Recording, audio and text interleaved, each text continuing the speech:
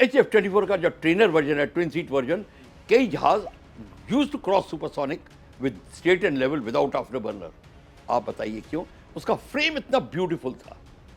Mac 2.6 का clearance थी उसको। मैक 2.6 किसी जहाज की नहीं है, अभी भी नहीं है। अभी भी नहीं है। उसकी क्रूज स्पीड सबसे हाई होती थी। मतलब आप यहां से बेंगलोर जाइए और एक मिग बेंगलोर जाएगा, आप पहले पहुंच जाएंगे क्रूज में। तो ये जो चीज़ जो HF-20 और उसका जो मारक क्षमता थी वो रिकॉर्ड ब्रेकिंग थी। चाहे रॉकेट्स हो, चाहे गन्स हो, इंजन हमको कोई कंट्री लेने नहीं दे रही थी। ये डिप्लोमेसी स्टार्ट होती है, यहाँ पे इंटरनल पॉलिटिक्स स्टार्ट होती है, यहाँ पे जिसको कहते हैं डीप स्टेट की एक्टिविटी स्टार्ट होती है। हमको इंजन से वंचित किया गया, हमारी कावेरी प्रोजेक्ट को डेवलप नहीं होने दिया गया। जब इजिप्ट ने कहा आप E300 बनाइए, वो बनाया उन्होंने, मैंने वो फैक्ट्री देखी है, उसको उन्होंने स्कटल करा दिया। और रशियंस वर नॉट हैप्पी, और रशियंस ने कहा आप ये 3 HF-24 के स्क्वाड्रन को ग्राउंड करिए और हमारे MiG-23 लीजिए। 5 घंटे 6 घंटे जैसे एयरक्राफ्ट ने फ्लाई किया था, वो घास में खड़ा हो गया। फेंक दम, क्योंकि HAL उस टाइम बड़ा हैप्पी था। वो लोकल जहाज अपना प्रोजेक्ट नहीं बनाना चाहते थे, वो फॉरेन कोलैबोरेशन में काम करना चाहते थे। अब HF-24 को अगर आप अभी भी कहें कि हमें उड़ाना है, आप अपने राइट साइंटिस्ट लाइए, राइट कंप्यूटराइजेशन लीजिए, 1.5 साल देता हूं, it will be flying with a new engine, और एयर इनटेक का जो प्रॉब्लम था वो सॉल्व हो जाएगा। पर करने के लिए विल चाहिए। जब बाइडेन ने कहा अब रशिया पे सैंक्शन लगाइए, इंडिया प्राइम मिनिस्टर मोदी ने क्या बोला कि not in my country, I am not going to put any sanctions. Biden उठ के चला गया। खासकर अग्निवीर के बाद, अग्निवीर में जब कहा कि हम 4 साल के लिए लेंगे, तो नेपाल ने अपने गुरखा भेजने बंद कर दिए। कहते हम क्यों भेजें गुरखा, चाइना को भेज देंगे, कई इधर करेंगे। ये सारा का सारा भारत के लिए बहुत ही एक डेंजरस सिचुएशन बनी। भूटान ने तो एक बार कह दिया था India is a threat to us, Bhutan ने ये भी लिख दिया था। फिर उसको इंडिया ने चेंज किया, क्योंकि यहाँ हमारी फॉरेन पॉलिसी की कमज़ोरी थी एक समय जब ये हुआ था। ऑब्वियसली जब समझ ही नहीं है आपको इस बात की, तो अब वो भी समझ आ गई, क्योंकि वो एरिया जो है चिकन नेक का एरिया, वो नीचे है। पाकिस्तान और चाइना और बांग्लादेश मिलके उसके ऊपर हावी होना चाहते हैं।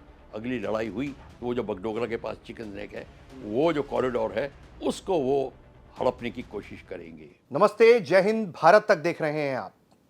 आज आपको हम एक बेहद खास मेहमान से मिलवाएंगे। ये वायुसेना के पूर्व विंग कमांडर रहे हैं, फाइटर पायलट रहे हैं, रक्षा मंत्रालय के प्रवक्ता रहे हैं, और अब देश दुनिया में पढ़ाते हैं जिनेवा कन्वेंशन और तमाम युद्ध कौशल की चीजें। इनका नाम है प्रफुल्ल बख्शी साहब। प्रफुल्ल सर, बहुत स्वागत है आपका भारत तक पर। Thank you very much. Prafull sir, बहुत वास्ट एक्सपीरियंस है आपके पास। 37-38 देश आप आ जा चुके हैं, और यही डिफेंस से जुड़े हुए तमाम काम को लेकर बहुत कुछ चल रहा है इस वक्त दुनिया में। अमेरिका अपने कॉन्फ्लिक्ट्स खड़े कर रहा है, रशिया यूक्रेन अपने कॉन्फ्लिक्ट में इन्वॉल्व है, एक तरफ इजराइल भी कहीं ना कहीं पैनिक मोड में दिखाई पड़ता है गजा, पैलेस्टाइन और लेबनान को लेकर। इंडिया भी है यहाँ पर, चाइना, पाकिस्तान, और इंडिया के अगल बगल भी बहुत कुछ हो रहा है। तो सबसे पहला सवाल तो यही है कि आज के वक्त में आप इंडिया को कहाँ खड़ा देखते हैं? देखिए, मैं ऋषि जी, सबसे बड़ी बात यह है, सबको बहुत हैरानगी होती है कि हमने इंडिया को एक इस लेवल पे, जो आज से 8-9 साल पहले जिस लेवल पे देखा, उसके बाद जो रेट ऑफ क्लाइम जो इंडिया ने दिखाया है, वो एकदम सबको अचंभे में डाल गया है। सबको ये अब समझ नहीं आ रही है कि अब इंडिया की स्टैंडिंग इतनी जल्दी कैसे बदल गई, from this place to that place, from this height to that height. सारी बात यह है कि अब इंडिया एक चौकन्ना हो गया है, चौकस हो गया है अपनी स्थिति को लेकर। और अब ये हिंदुस्तान में अब ये फीलिंग आ गई है कि हमको भारत को एकाग्र होकर भारत को उठाना है। वो जो फीलिंग आई है, वो फीलिंग जो जिसको कहते हैं मोटिवेशन आया है, इस मोटिवेशन का असर है कि भारत अब एकदम से कहाँ पहुँच गया है। देखिए, छोटी सी एग्जांपल है, पहले हम कुछ भी नहीं बनाते थे, कोई चीज़ नहीं बनाते थे। इंडस्ट्री में हम इतने वीक थे कि कोई इंजन भी नहीं बनाते थे, कार इंजन, स्कूटर इंजन को लेके एयरक्राफ्ट, टैंक। वो स्थिति अब आ गई। और सब कुछ इंपोर्ट करते थे।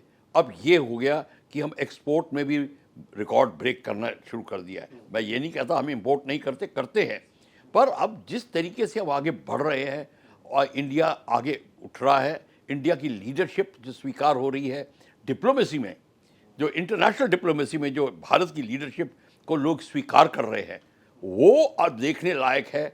चाहे आप यूरोपियन थिएटर ले लीजिए, मिडल ईस्ट ले लीजिए, साउथ ईस्ट एशिया ले लीजिए, साउथ चाइना जोन ले लीजिए, कहीं भारत का नाम आता है और भारत की तरफ लोग देखते हैं।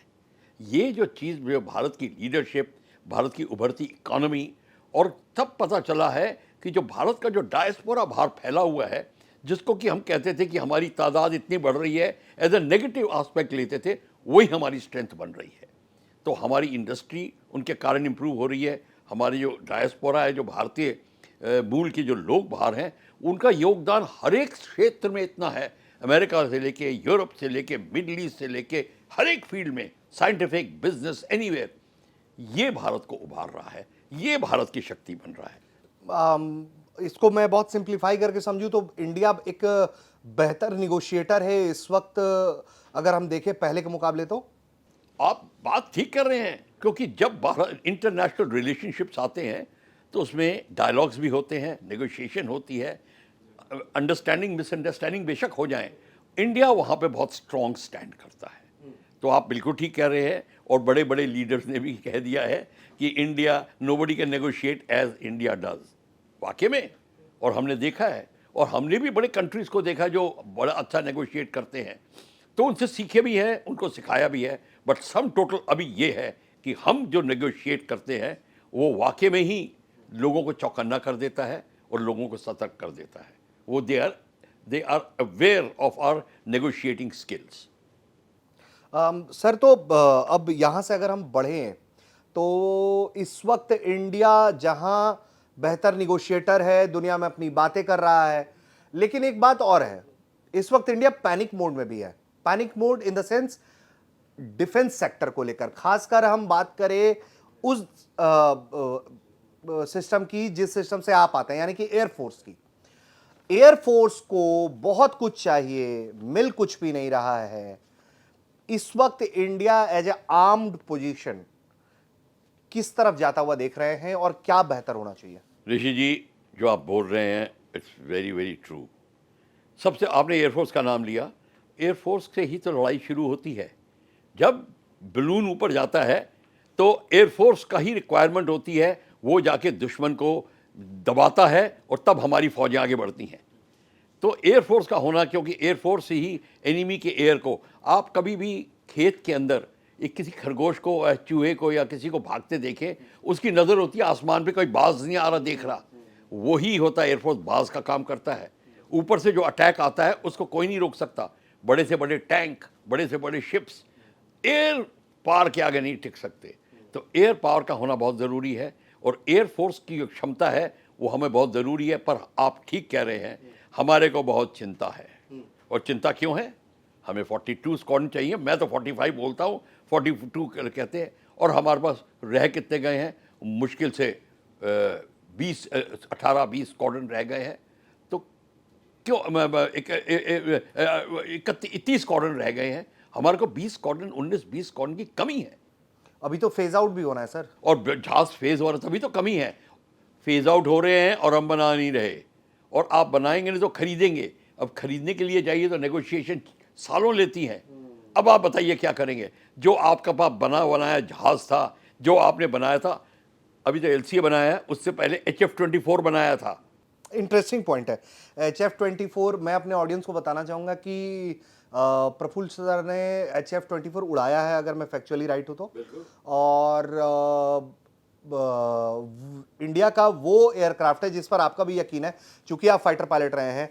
उड़ाने के बाद आपका ये एक्सपीरियंस है कि अगर इंडिया इसे आज के डेट में भी अपडेटेड वर्जन इसका तैयार कर ले तो फिर इंडिया को बड़े से बड़े घातक लड़ाकू विमान की जगह HF-24 ही उसके तमाम जरूरतों को पूरा कर सकता है। जब HF-24 फार्नब्रो एयर शो में गया था, 67 की बात है, उस टाइम फाइल में लिख दिया गया था, अगर ये एयरक्राफ्ट डेवलप करेगा, by turn of the century third world countries will not buy any European aircraft. और वही हुआ।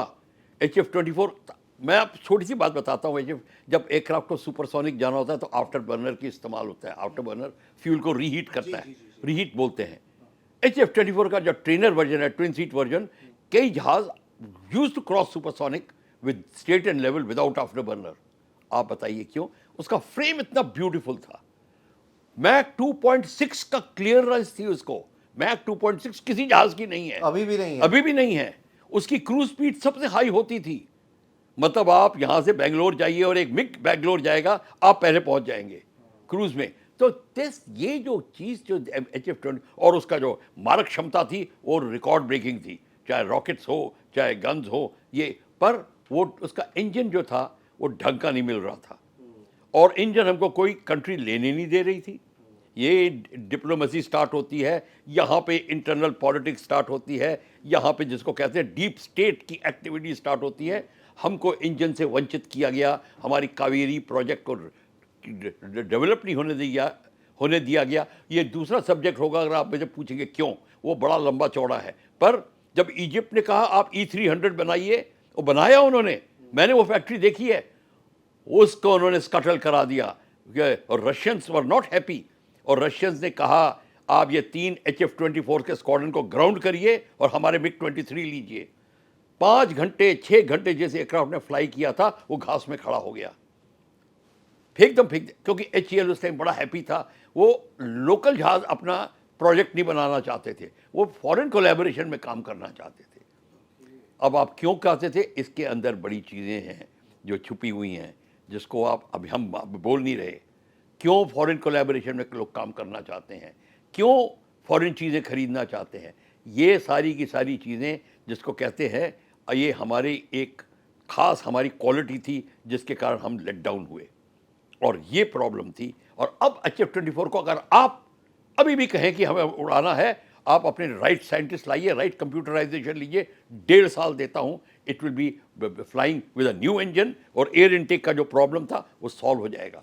पर करने के लिए विल चाहिए, विल चाहिए। अब विल आए कि नहीं, अब ये मैं नहीं कह सकता क्योंकि मैं पॉलिटिशियन नहीं हूँ। तो दिस इज़ व्हाट HF-24 जो आप पूछ रहे थे, ये बात हुई। सर तो मैं डेफिनेटली बहुत आगे बात चली जाएगी HF-24 के क्यों वाले सेक्शन पे, लेकिन उस वक्त भी HAL था, आज भी HAL है, तब भी 3-5 सी चीज़ें आज भी हम आप सुन रहे हैं। आप तो उसी डिपार्टमेंट के हैं, डेफिनेटली डिपार्टमेंट के अंदर से नहीं, कम से कम बाहर से ही ऑब्जर्वर के तौर पर आपने भी सुना होगा, एयरफोर्स चीफ ने अभी HAL को लेकर एक टीका टिप्पणी की कि जो चाहिए वो नहीं मिल पा रहा है। डू यू थिंक कि वो मेजर विल पावर की कमी HAL के अंदर है या क्या है, या वो ब्यूरोक्रेसी है जो इसको नहीं चलने दे रही है? देखिए ये कॉम्बिनेशन है। HAL वगैरह तो घोड़ा है, सवार कौन है? जब सवार ठीक को हो तो ऑटोमेटिकली घोड़ा वहाँ मुंह मोड़ता है। अगर सवार ही ना चाहे कि आप मुंह इधर मोड़िए, तो बात घोड़ा नहीं मुंह मोड़ेगा। तो वही बात हुई HAL की। उस समय की नीति कुछ और थी, इस समय की नीति कुछ और थी। वही HAL, हाँ अभी वो टाइम ले रहा है, और जो एयर चीफ ने वो बोला, उनको जो कहा बिल्कुल ठीक कहा। बात निकलेगी तो दूर तलक जाएगी, वो वाली बात है। एग्जैक्टली वो निकली है, दूर तलक जाएगी। तो अब HAL को पता चल गया है, पर कैपेबिलिटी डेवलप भी करनी है उनको, और सबका, और सब इंजन नहीं है हमारे पास, तो सब नहीं है, और पूरा वर्क कल्चर चेंज करना है। आपको जाके HAL जाएंगे तो जिन्होंने 80s का वर्क कल्चर देखा, जो अभी देख रहे हैं, बड़ा ज़मीन आसमान का फ़र्क है। तो ये जो है ये, और मैं, आप बिल्कुल ठीक कह रहे हैं, HAL को लीडरशिप की ज़रूरत थी। HAL खुद ऑर्डर नहीं कर सकता, पर अगर ऊपर की लीडरशिप, चाहे ब्यूरोक्रेसी संभाल रही है, आप ऋषि साहब संभाल रहे हैं, बख्शी संभाल रहा है, वो मतलब नहीं है। संभाल कौन रहा है, उसकी क्या वो किस प्रेशर में है, वो कौन उसको समझे, प्रेशर डाल रहा है, कैसा प्रेशर है, ये तरह क्या लालच है, कैसा लालच है, ये सारी की सारी चीज़ें आती हैं इस संदर्भ में। तो हम इसके बारे में और आगे नहीं हम बोलेंगे, आप खुद समझ जाइए। HAL वो नहीं है, वही HAL है जो सेकेंड वर्ल्ड वॉर के बाद सारे अमेरिकन एयरक्राफ्ट बना रहा था। ये HAL वो कंपनी है, ये ऐसे, ये मामूली नहीं है कि 47 के बाद खड़ी हुई है। वालचंद ग्रुप जो था वो उस टाइम सब कुछ बना रहा था। लेटेस्ट जो अमेरिकन के एयरक्राफ्ट, और अमेरिका ने कहा भी था कि आप हमको ये दे दीजिए ऑटोनॉमी के साथ में, कि हमारी ऑटोनॉमी होगी, हम इसको डेवलप करेंगे पूरा। इंडिया ने माना नहीं, पर ना हम माने और ना हमने खुद किया। तो यही बात हुई है। HF-24, आपने HF-24 की बात करी, और कई चीज़ें हैं, कावेरी इंजन की बात हो रही है, चाहे कोई भी हो। अल्टीमेटली हमारे को लीडरशिप चाहिए, और अब लीडरशिप जो आई है अब वो कर रही है बात खत्म, अब काम की बात हो रही है। The present regime in the leadership of the prime minister, अब उन मरता क्या ना करता, अब उनको करना पड़ रहा है, पर करने के लिए भी अब समय तो लगेगा, तो लगेगा। It's not a overnight job. नहीं, ओवरनाइट नहीं है। आप आज भी बोलो तो 6-7 साल लग जाते हैं, लगेंगे, कोई बात नहीं। आप देखेंगे आज HF-24 अगर कह दें HF-24 आप स्टार्ट कर दीजिए, मैं आपको गारंटी देता हूँ, मैं गारंटी देता हूँ कि 2 साल के अंदर अंदर, 1.5 साल में ही आपका एक बहुत फाइन एयरक्राफ्ट खड़ा हो जाएगा। सर, तो एयरक्राफ्ट्स की बात कर रहे हैं, इसी को थोड़ा सा हम और आगे बढ़ाएंगे। HF-24 से आगे चलते हैं, इंडिया के एयरफोर्स के रिक्वायरमेंट्स की बात हो रही है। आपने भी सुना होगा, अभी रिसेंटली कोई ऑफिशियली ऑफर्ड नहीं है, बट ट्रंप ने पीएम नरेंद्र मोदी के साथ बातचीत में, प्रेस कॉन्फ्रेंस में कहा कि वो F-35 देना चाहते हैं। F-35 को लेकर कॉन्ट्राडिक्शन है, एलन मस्क के कोट्स हैं जिसमें उन्होंने उसे कबाड़ बताया। दूसरी तरफ Russia is deeply interested in offering Su-57 कि भाई ले लो, प्रोडक्शन भी कर लेते हैं साथ में, सब कर लेते हैं साथ में।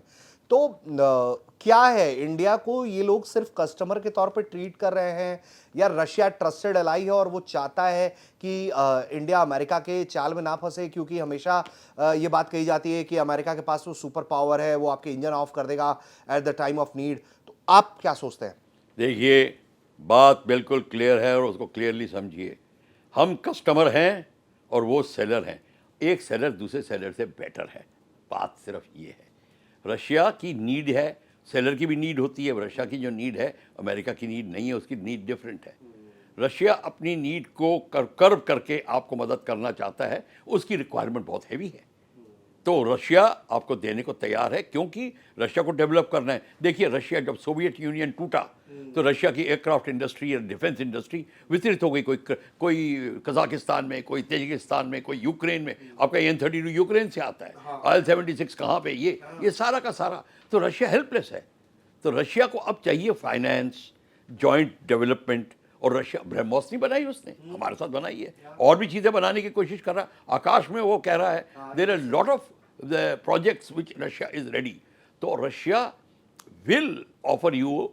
तो ये F-35 की जो बात हो रही है, देखिए F-35 एयरक्राफ्ट ये खड़ा है, बड़ा अच्छा है, पर टॉप स्पीड Su-57 की ज़्यादा है, रेंज Su-57 की ज़्यादा है, स्टेल्थ क्वालिटी F-35 की ज़्यादा है। पर स्टेल्थ की देखिए, मैं आपको ये बता दूं, टोटल स्टेल्थ कोई जहाज़ नहीं है। जो युगोस्लाविया में जो एयरक्राफ्ट शॉट डाउन हुआ था, वो क्रोएशिया वॉर के टाइम पे, वो स्टेल्थ फाइटर था, पहला जहाज़, और वो भी नॉर्मल P-18 रडार ने पिकअप कर लिया था। तो मेरे को ये जो स्टेल्थ वेल्थ की बात है, ठीक है, उसका रडार क्रॉस सेक्शन छोटा हो जाता है, पर फ्रंटल प्रोफाइल में Su-57 का रडार क्रॉस सेक्शन छोटा है। बट Su-57 में 2 इंजन हैं, F-35 में सिंगल इंजन है। अगर मैं आज स्क्वाड्रन लीडर ऋषि, विंग कमांडर ऋषि को कहूँ कि तुम जाके एनिमी एरिया में अपने स्क्वाड्रन को ले जाओ, I will like to give him a twin engine aircraft. Survivability ज़्यादा है ट्विन इंजन। HF-24 सर, मेरे को पता है, जब एक इंजन फेल हो जाता था, दूसरा इंजन आपको वापस ले आता था, ये ज़रूर है। अगर MiG-21 में ट्विन इंजन होता तो बात दूसरी होती। तो ये आपको मान के चलिए। बाकी तो क्वालिटी जो है 8 साढ़े 8 का भी फर्क नहीं है आर्मामेंट में, रडार में, ये ठीक है, थोड़ा उसका radar. F-35 has been made for offensive, क्योंकि अमेरिका की पॉलिसी है ऑफेंसिव, रशिया की पॉलिसी है डिफेंसिव। अमेरिका लड़ाई कहाँ करता है, उसको हमला कहाँ होता है, वो हमला लड़ाइयाँ ढूंढ के लड़ाई करता है अपने बाहर, और सारी लड़ाइयाँ उसकी दूसरी कंट्रीज में होती हैं। और रशिया, अमेरिकन मेनलैंड में कोई लड़ाई हुई है? नहीं होती। तो वो लड़ाई ढूंढता, क्योंकि लड़ाई ही उसकी इंडस्ट्री है, लड़ाई उसकी इकॉनमी है, उसके आर्मामेंट फैक्ट्रीज वगैरह लड़ाई के कारण चलती हैं। तभी वो इस तरीके से लोगों के हाथ मरोड़ता है। उसके भाव में जो एग्रेशन है, जब ट्रंप बात करता है तो इतना एग्रेसिवली कैसे बात करता है? उसको पता है कि मरते क्या ना करते तुम हमारे पास आओगे लेने के लिए सामान। नेटो सारा उस पर डिपेंड कर रहा है। तो इतनी भारी आर्मामेंट इंडस्ट्री है, इतना भारी वो कमा रहा है, तो ऑब्वियसली वो अपना भाव दिखा रहा है। तो वो अमेरिका की बात दूसरी है। हमको अगर लॉन्ग टर्म के लिए जहाज़ चाहिए Su-57, और हमारी रशियन टेक्नोलॉजी भी है, रशिया बेस्ड टेक्नोलॉजी है। वैसे जब हम रशिया की बात करें तो फ्रांस भी है जिसके ऊपर हम डिपेंड कर सकते हैं, वो भी है। तो ये आप बात मत करिए। तो as far I am concern, अगर मेरे पे डिपेंड हो तो मैं Su-57 को कहूँगा। एज ए फाइटर पायलट आपकी चॉइस विल बी Su-57 बिल्कुल। और उसकी मनूवरेबिलिटी बड़ी अच्छी है, वैसी ही है जैसे कि F-35 की है। फाइटर एयरक्राफ्ट का रेट ऑफ क्लाइंब देखा जाता है, मनूवरेबिलिटी देखी जाती है, दोनों बराबर के हैं। अभी या फिर इवेल्युएट जब करेंगे, हमारे पायलट इवेल्युएट करके उसकी रिपोर्ट देंगे, रिपोर्ट के बाद आप बात करें। हाँ, मैंने नहीं उड़ाया, मुझको नहीं पता, मैं भी पूछूंगा उनसे कि कौन सा अच्छा लगा भैया तुम्हें। पायलट जो है वो बताएंगे। तो let me tell you, it is the testing of the aircraft which is required. But I personally feel अगर सिंगल इंजन नहीं है तो मैं सेलेक्ट ही नहीं करूँगा। अब डबल ट्विन इंजन नहीं है तो मैं सेलेक्ट नहीं करूँगा। हाँ, लोकल एयर डिफेंस के लिए जैसे विद इन द कंट्री वो ठीक है, but not going into the enemy territory. तो सर हम अभी थोड़ा सा हाँ स्मॉल, आप रिपब्लिक डे में ट्विन इंजन एक सिंगल इंजन नहीं अप्लाई करते, ट्विन इंजन की जरूरत होती है। तो लड़ाई की बात तो दूर रही। अब आप समझे उसकी क्या कितना महत्व है उसका। सर इसी पे थोड़ा और हम बात करेंगे।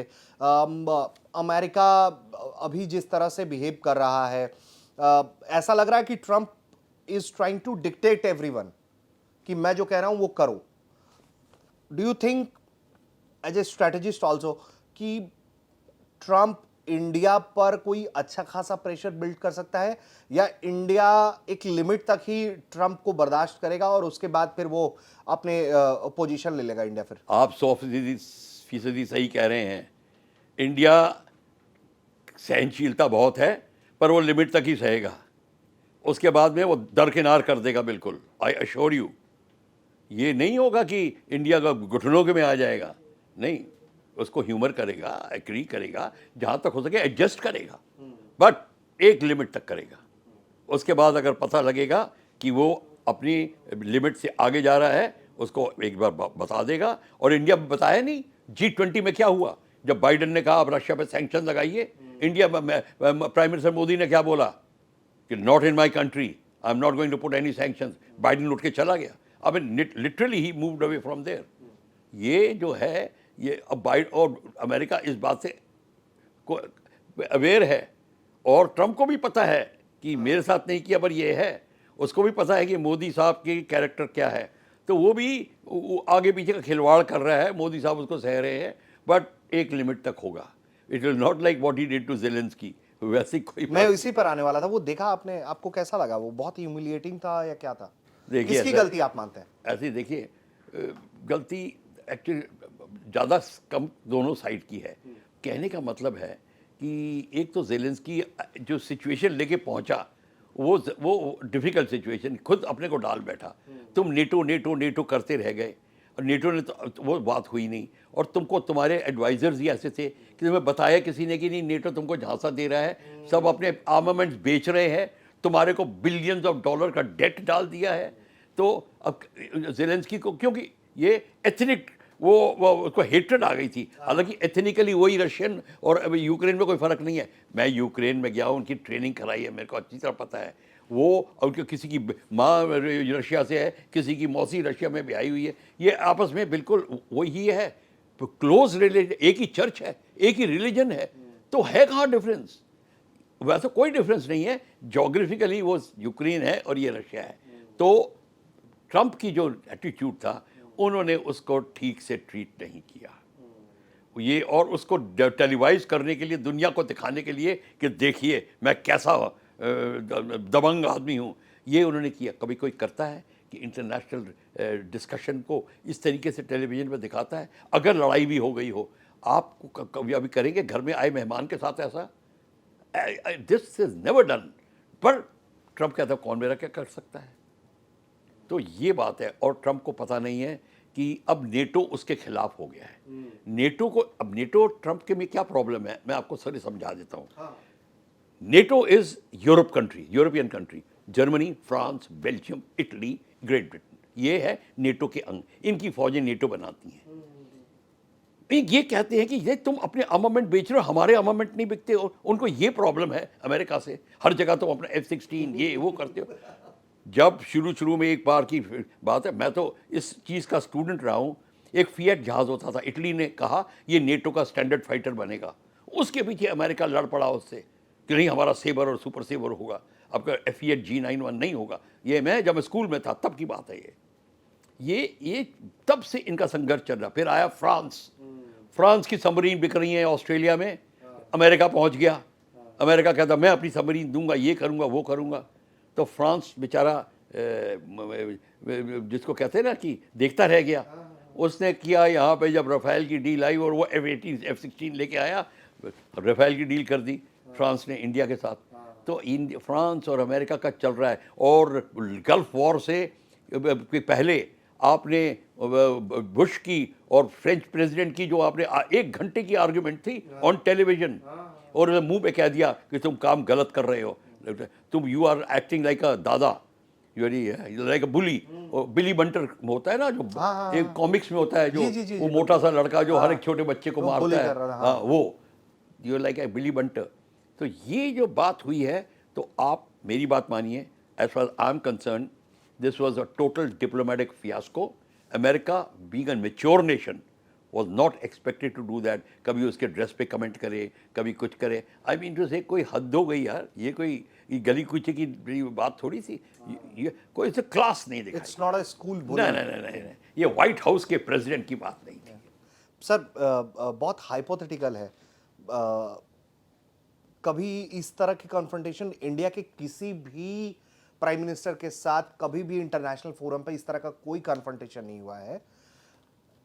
आपको लगता है कि कभी ये इंडिया अगर इंडिया के साथ ऐसा हो जाए तो इंडिया कैसे रिएक्ट करेगा ऐसे सिचुएशन में? डेफिनेटली वो जल्सकी की तरह तो नहीं बिहेव करेगा, इंडिया तो उसको रिबटल करेगा और बहुत बुरे तरीके से करना चाहिए। इंदिरा गांधी गई थी, 1971 लड़ाई शुरू होने वाली थी वहाँ पे, तो निक्सन थे, उनसे बात हो रही थी, उन्होंने कुछ ऐसी बात करी इंडिया, तो इंदिरा गांधी ने कह दिया, president I am the prime minister of my country, I know what to do, you don't have to tell me, और उठ के खड़ी हो गई।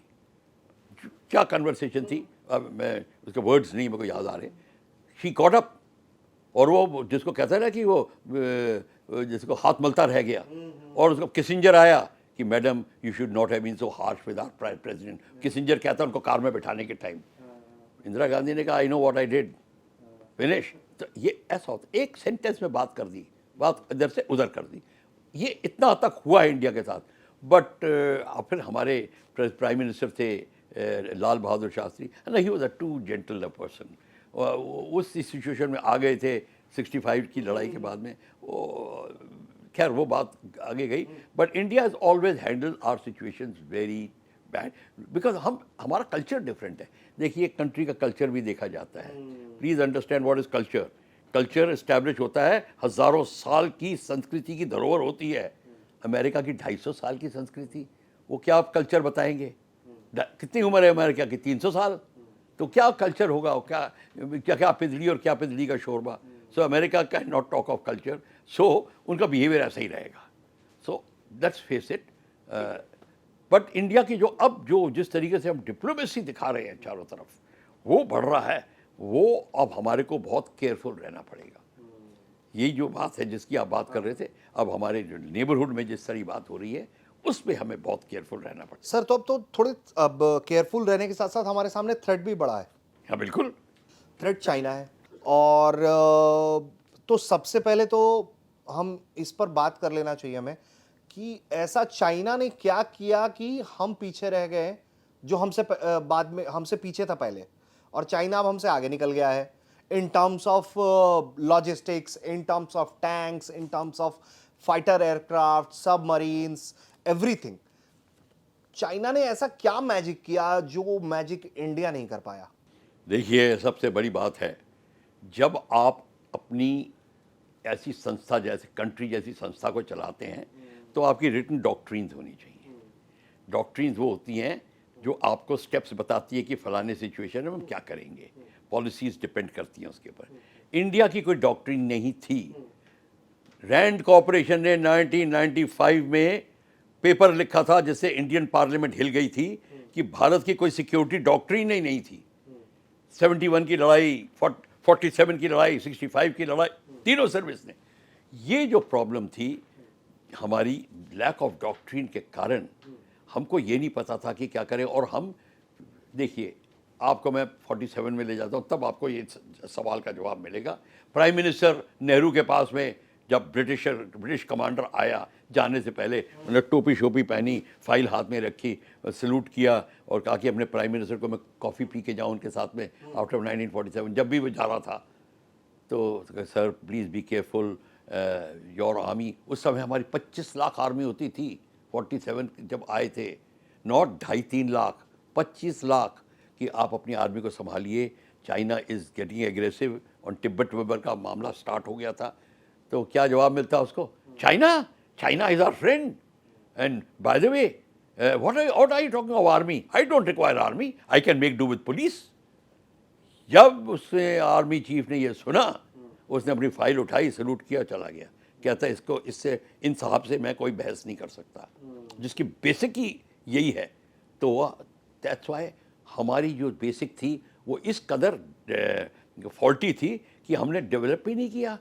62 में क्या हुआ, 48,000 स्क्वायर किलोमीटर हार गए, 38, और प्लस उसके बाद शख्सगाम वैली पाकिस्तान ने 6,000 स्क्वायर किलोमीटर वो दे दी उसको, करके हम 48,000 स्क्वायर किलोमीटर हम पाकिस्तान चाइना के पास में है, इंक्लूडिंग अक्साई चिन।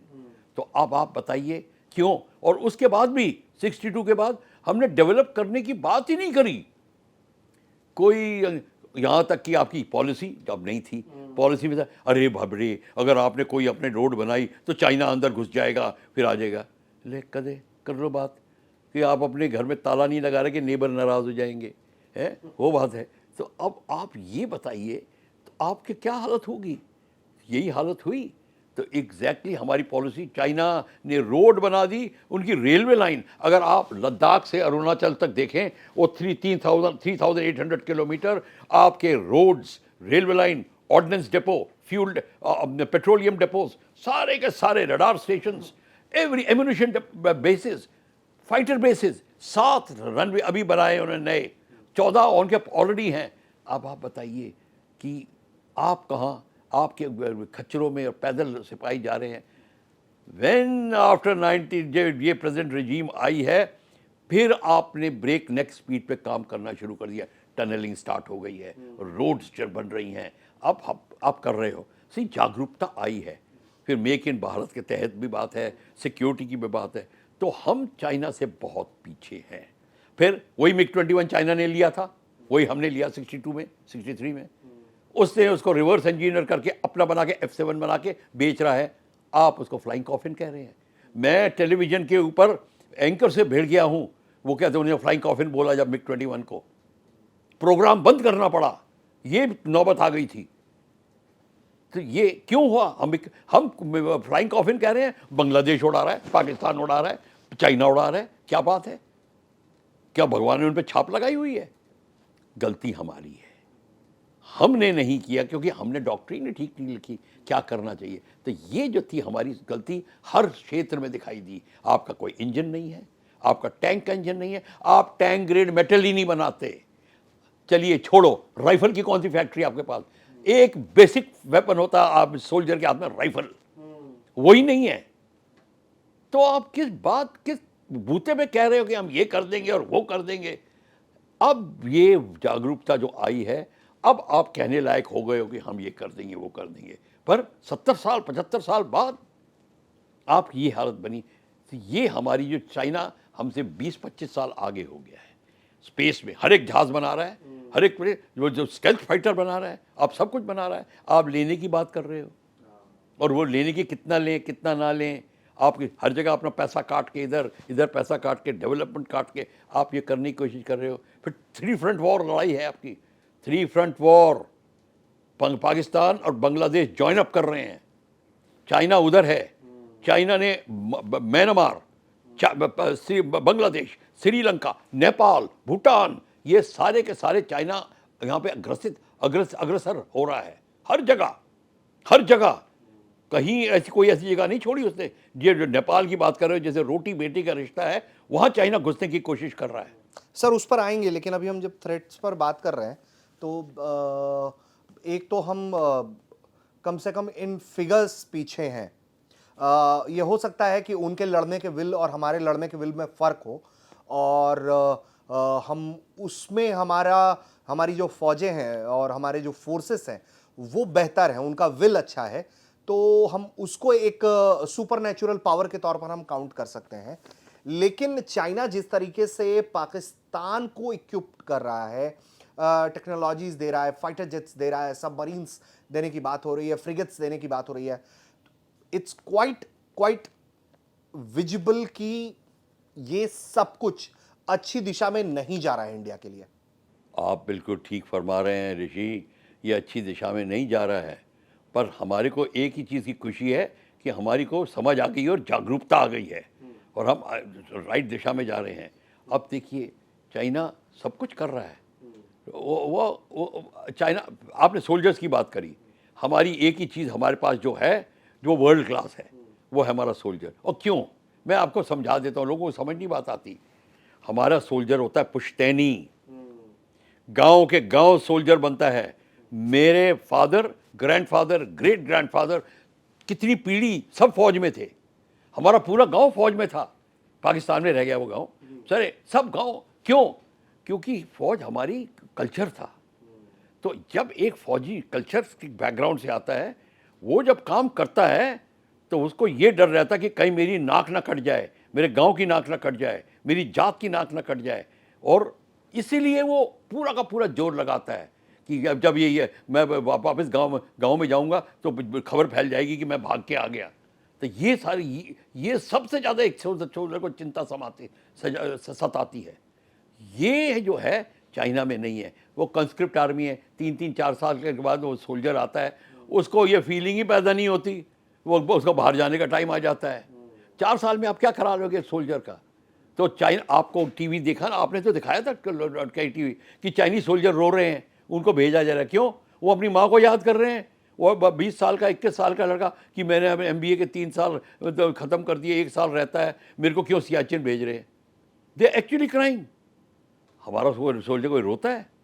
तो ये फ़र्क है हमारे में। आप भी जंग लड़ने गए थे 71 का, क्या फीलिंग थी आपके अंदर? देखिए, हम सब जंग लड़ने गए। सबसे पहले जब हम लोग ट्रेनिंग में थे तो ऊपर वाले को दया, रोज़ पूजा करते थे कि मुझे फाइटर मिले। अगर फाइटर नहीं मिलेगा तो मैं क्या मुंह दिखाऊंगा, ये होती थी बात। और फिर अगर जंगे मैदान में आप जाओ, अब दुश्मन सामने आए या ना आए डिफरेंट थिंग है, बट आपको जंग में जाने के लिए यू शुड बी विलिंग। तब बात हुई थी। हमारे को ये होता था कि जंग में नहीं गए तो क्या होगा, you have to be there किसी भी तरीके से, चाहे कुछ भी करो, जंग मैदान में हो। ये होती थी। इन लोगों को जो बाकी कंट्रीज़ में ये नहीं होता, वो कहते हैं किस तरीके से अवॉइड करो।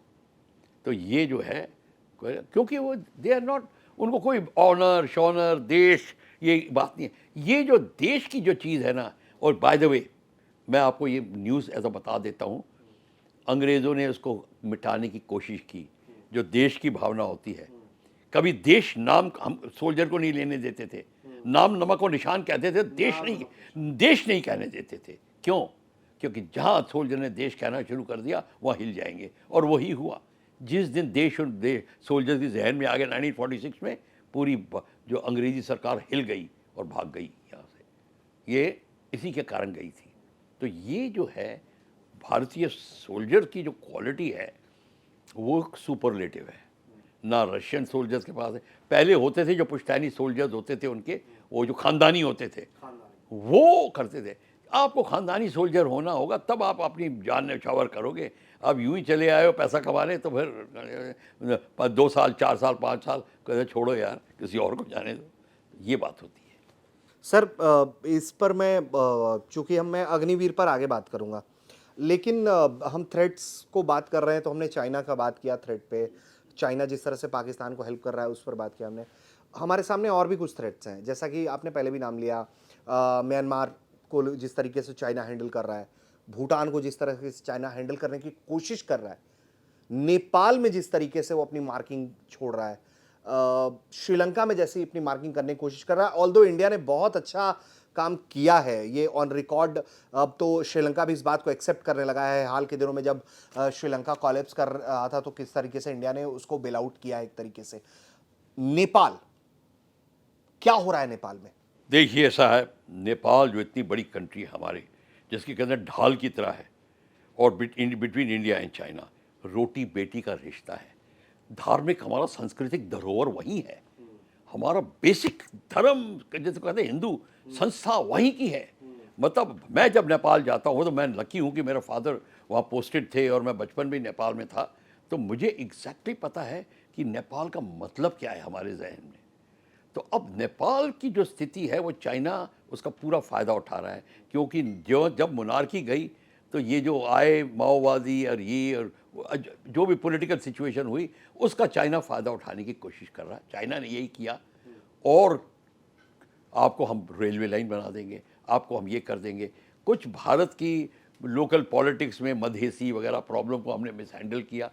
हमने पॉलिटिकल मिस्टेक्स जरूर करे होंगे, वो आप एनालिसिस करके बता सकते हैं, पर हमारे को ये पता है कि चाइना ने इसका पूरा का पूरा फ़ायदा उठा लिया।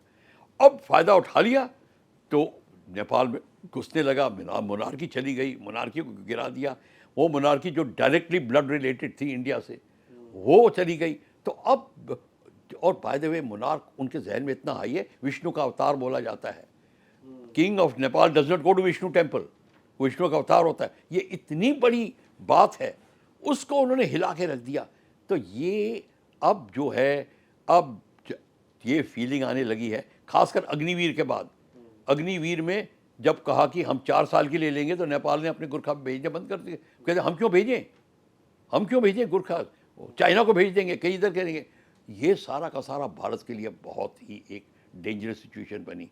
तो अब आप देखते हैं, जैसे आपने पूछा, हमारे 6 चीफ्स जो रिटायर्ड हो गए हैं, वो गए वहाँ पे, उनको पता चला है। अब उनका जाने का क्यों मतलब है, नेपाल की जो आर्मी है वो इंडियन आर्मी को बहुत ही, जिसको कहते हैं इज्जत है, आपस में टोटली ब्रदर्स के साथ जैसे है वो, क्योंकि वही हमारी रेजिमेंट में होते हैं, हमारे बंदे उनके, हमारे ऑफिसर्स उनको कमांड कर चुके हैं, तो बड़े क्लोज हैं।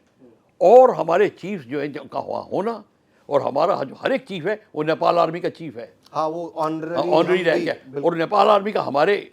तो ये जो रिलेशन है, इसके कारण अब नेपाल में जो जागरूकता आ रही है, और they are trying to bring back the monarchy, और मोनार्की आर्मी लाइक। आपने वो देखा है वीडियोस जो Yes, बहुत आजकल yes, जो पूर्व राजा ज्ञानेंद्र हैं उनके स्वागत में लाखों लोग यस, इतने लाखों लोग आ गए हैं। और सबसे बड़ी बात है, army of Nepal is wanting कि अब ये सारा गड़बड़ शड़बड़ खत्म हो, ये जिसको कहते हैं मुहिम जो चल रहा है, पॉलिटिकल इंस्टेबिलिटी निकल जाए, सारी पब्लिक चाहती है। तो और इसलिए हमारे जो आर्मी चीफ्स गए, वो ये एश्योरेंस देने गए कि भारत की जो थिंकिंग है, भारत की जो फौज है, भारत की फौज की जो सहानुभूति है, वो आपके साथ में है। हालांकि ये उन्होंने लेक्चर में नहीं बोला होगा, पर वेरी फैक्ट 6 चीफ्स अपनी फैमिली के साथ में एक साथ गए हैं, इसका मतलब एब्सोल्युटली क्लियर है। तो नेपाल को अब पता चल गया है, और नेपाल को पता कि हमारी जब मोनार्की आएगी तब हम डेवलप कर सकेंगे, चाहे industrial development, industrial complexes, defence. सबसे पहले नेपाल हमारे क्लोज था। जो नेपलीज हम एयरफोर्स कैडेट में जब मैं था, तो नेपाल का एक कैडेट था जो एनडीए में हमारे साथ में था, उल्लेंद्र नाम था उसका, वो बेचारा नहीं रहा अभी, पर वो था हमारा। मतलब उस समय सोचना शुरू कर दिया था नेपाल ने। 1968 में हमें कमीशन मिली थी कि हमें ये नेपाल आर्मी का एक एविएशन विंग होना चाहिए। तो ये जो चीज़ थी ये बड़ी क्लोज थी हमारे लिए, पर धीरे धीरे चली गई। अब चाइना ने फ़ायदा उठाया, बट आई पर्सनली फील अब वो हट रही है। प्रेजेंट चीफ्स जो हमारे गए हैं, हमारा जो प्राइम मिनिस्टर का जो एटीट्यूड है, और नेपाल को मैं बताऊं, अगर चाइना ने रेलवे लाइन वगैरह वहाँ बना दी और कर दिया, फिर चाइना वहाँ से निकलेगा नहीं।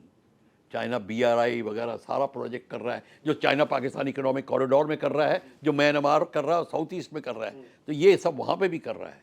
तो इसको रोकने के लिए बहुत ज़रूरी है कि अब हमारी पॉलिसी नेपाल की चेंज हो और हमारे लीडर्स को जाना चाहिए, हमारे उनके स्टूडेंट्स को एजुकेशन के लिए बुलाएं, उनके टेक्निकल एक्सचेंज प्रोग्राम्स हों, और जैसे भी हो सकता है we must do our level best. Bhutan में भी यही है, ये भूटान में भी, भूटान ने तो एक बार कह दिया था India is a threat to us, Bhutan ने ये भी लिख दिया था, फिर उसको इंडिया ने चेंज किया, क्योंकि यहाँ हमारी फॉरेन पॉलिसी की कमज़ोरी थी एक समय जब ये हुआ था।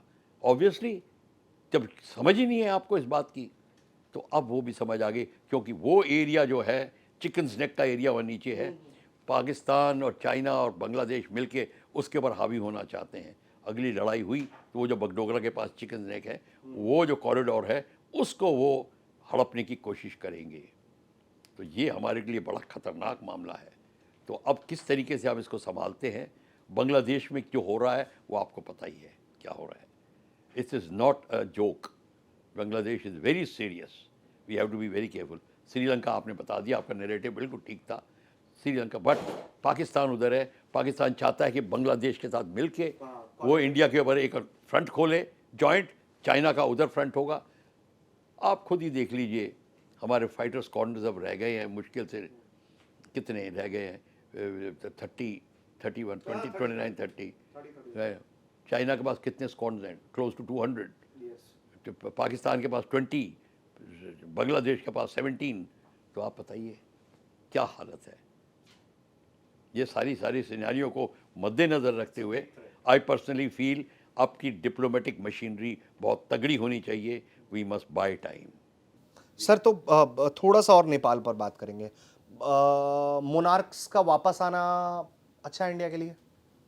इंडिया के लिए देखिए, मोनार्क को हमने ब्लाइंडली इंडिया में भी हमने, मेरे हिसाब से पर्सनली, हमने अपने मोनार्क्स को जो स्टेट के किंग से उनको इल ट्रीट किया, हमने इनको इल ट्रीट किया दिखाने के लिए दुनिया को कि हम डेमोक्रेसी हैं। हमें डेमोक्रेसी का जो जो अमेरिकन डेमोक्रेसी जो जो वो डिफाइन थी, उसका ऐसा गलत भूत सवार हुआ कि हमने कहा इनको उनके प्रीवी कस काट दिए, उनको सब कुछ कर दिया।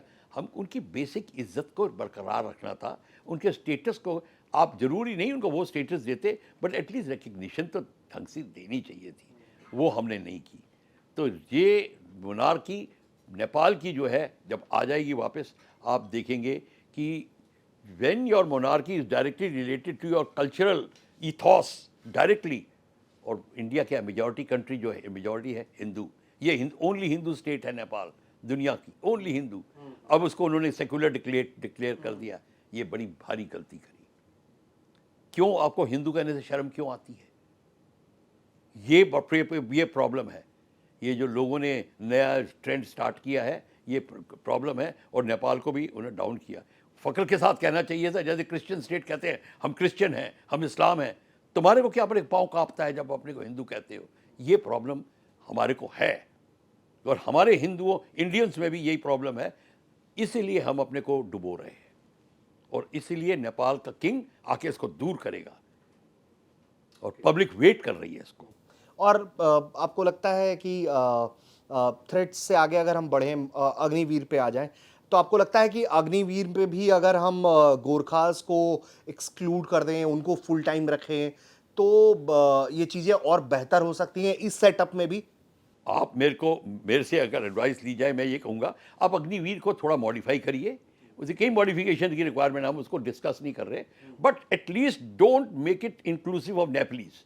नेपालीज को बात इंक्लूड करिए, उनके साथ जो आपका कॉन्ट्रैक्ट है वो कॉन्ट्रैक्ट वैसा रहने दीजिए कि उनके सोल्जर्स आएंगे, सर्व करेंगे और जाएंगे। फुल टाइमर्स, फुल टाइम जो उनका सर्व है, उनकी वही इस्टेब्लिशमेंट रहनी चाहिए।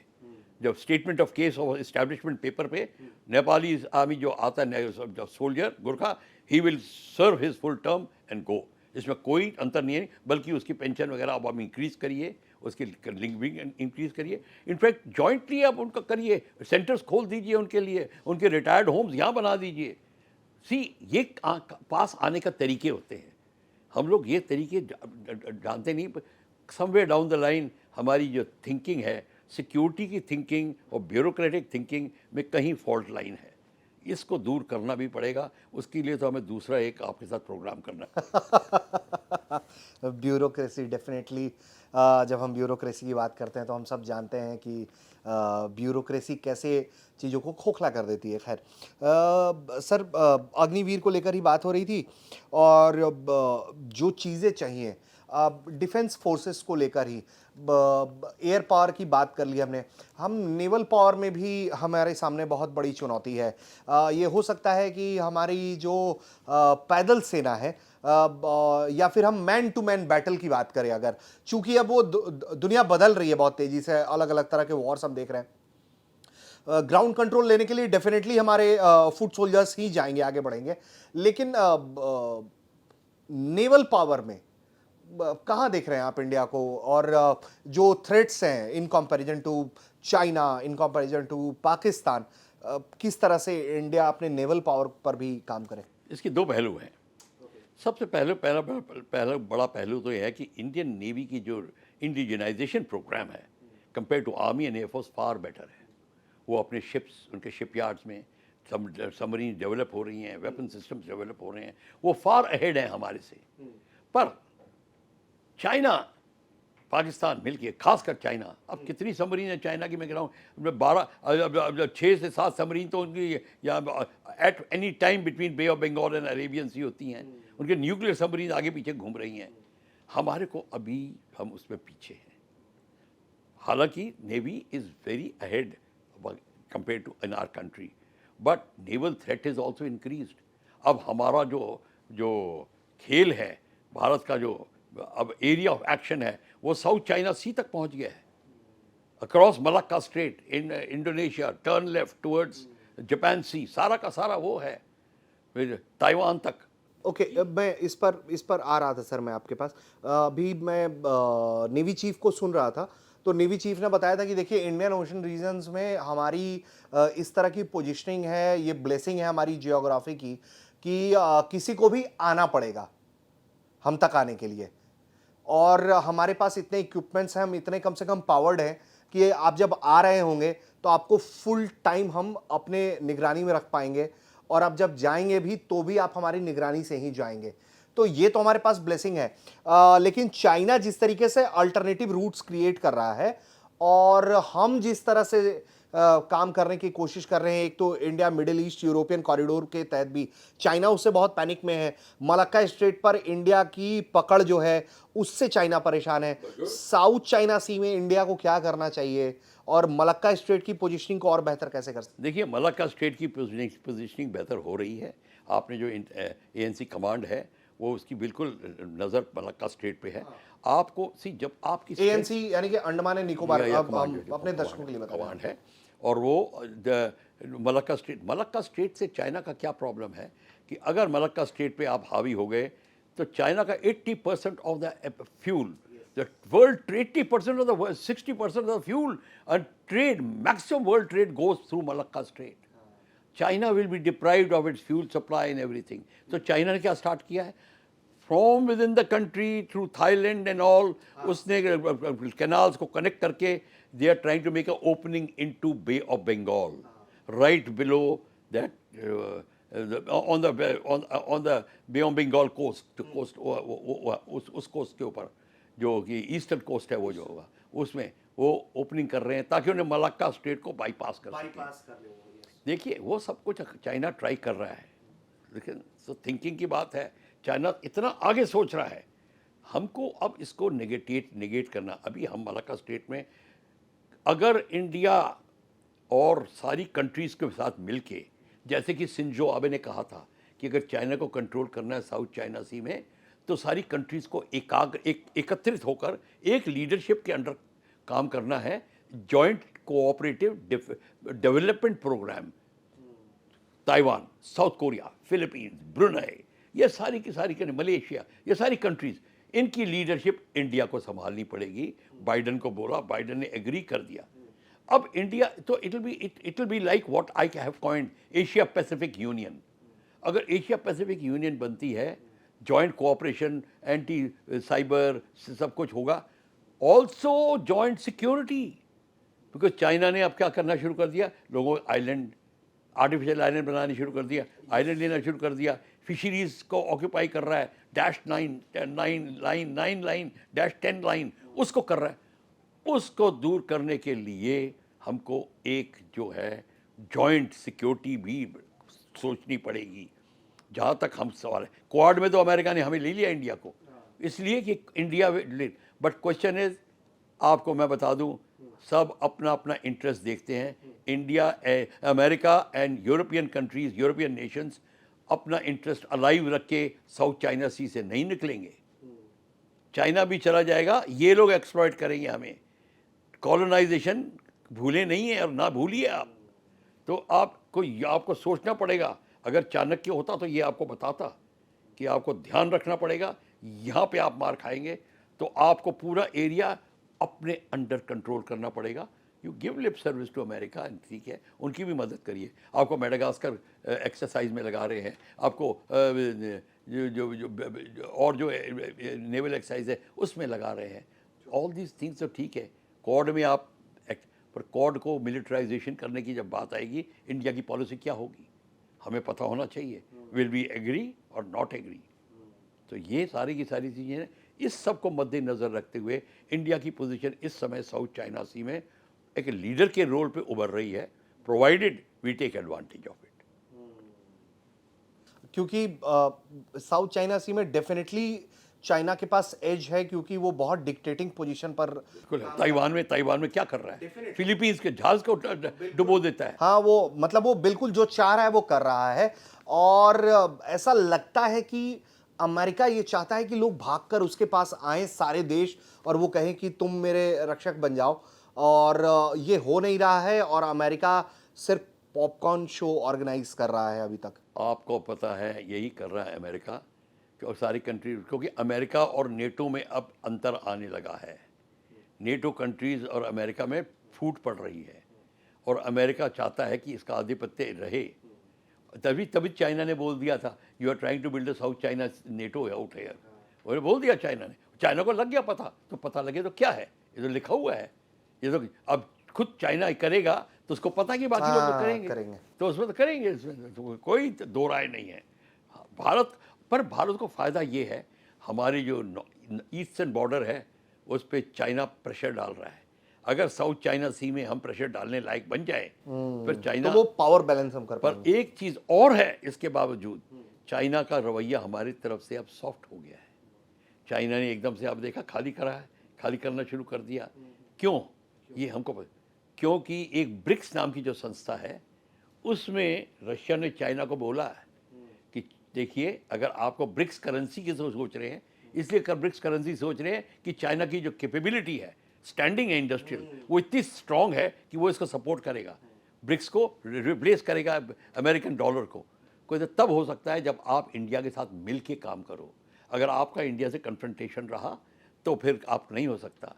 इसको देख के चाइना मान गया है, पर ये कब तक ये चलेगा, ये चांदनी रात कब तक चलेगी, फिर अंधेरी रात आएगी, तो ये हमें डर है। तो अब हमें we can not trust China, right? Never. अगर आपने सोचा कि ट्रस्ट कर लोगे, हिंदी चीनी भाई भाई के फिर से नारे लगाने शुरू कर दोगे तो अपना जूता अपने ही सर पे मार सकते हो आप। सर, हमने बहुत सारे वाइड सब्जेक्ट्स पर बात कर लिया है। अंत की तरफ जो है, अब हम दो पोजीशनिंग पर बात करेंगे इंडिया की, जिसको लेकर आजकल बहुत बात हुई है। हमारे फॉरेन मिनिस्टर ने भी अलग अलग स्टेट्स पर कहा है, it is about PoK, Aksai चीन। आपको क्या लगता है, क्या ऑफेंसिव रोड मैप होना चाहिए, वेट करना चाहिए, किस तरीके से जाएंगे, क्या करना चाहिए? किस संदर्भ में बात कर, किस टेकिंग देम बैक, पीओके की बात कर रहे हो? हाँ। देखिए, अभी जयशंकर साहब ने क्या बोला? जयशंकर साहब ने यही बोला कि हमने जो 3 स्टेप हमने उठाए हैं, एक तो हमें उठाने पड़े 370, उससे बड़ा फ़ायदा हुआ। कश्मीर में पूरा एडमिनिस्ट्रेशन, एजुकेशन सब कुछ हो गया, और फिर हमारा जो डेवलपमेंट प्रोग्राम देखिए सब कुछ हुआ। और फिर जो एंड की अब एक चीज़ हमारी रहती है वो है पीओके। वो जिस तरीके से हमको ये सब कुछ तभी सक्सेसफुल होगा कि हम पीओके लेंगे, और हमें लेना पड़ेगा। पर पीओके लेने का मतलब सिर्फ पीओके नहीं है, पीओके का मतलब है वो सारा एरिया जो पाकिस्तान ने दिया है, इंक्लूडिंग जो अक्साई चिन के बगल में है शख्सगाम वैली, वो होगी। जब शख्सगाम वैली की बात आई है 6,800 किलोमीटर, तो फिर अक्साई चिन का क्या होगा? तो इंडिया इज़ वेरी क्लियर।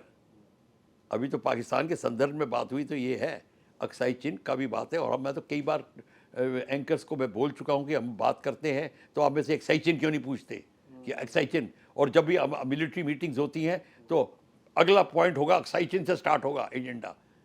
तो अब अमेरिका पर हम तो चाहे हॉट हेडेड होके बोल रहे होंगे, जो हमारे प्राइम मिनिस्टर वगैरह हैं वो ज़रा ठंडे दिमाग से सोच के जब बात करते हैं, वो उनको पता है कि हमारा टाइम आएगा अक्साई चिन की भी बात करेंगे हम। तो वो वेट कर रहे हैं कि अक्साई चिन की कब बात की जाए, और वो करेंगे।